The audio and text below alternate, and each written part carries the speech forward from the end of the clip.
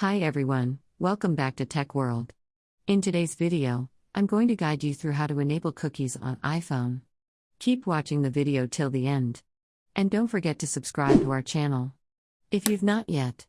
Also press the notification bell icon so that you'll never miss another update from us on your iPhone. Open the Settings app from the Settings menu, scroll down and tap on Safari. Once you do that, on the next page, scroll all the way down and go to Privacy and Security menu.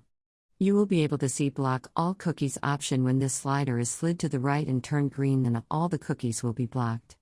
Remember that blocking all the cookies may actually prevent you from using a lot of websites normally, so make sure to toggle it off. The other settings you want to pay attention to is the Prevent Cross-Site Tracking. Make sure that this button is enabled. This will now allow cookies from the website you specifically visit, but can help prevent things like embedded buttons from sharing your online activities to advertisers. That way you have configured your cookie settings. That is how you'll be able to enable your cookies on iPhone. I hope the tutorial was helpful to you. If it was, go ahead and give us a thumbs up. Comment down below in the comment box if you have a question or feedback for us.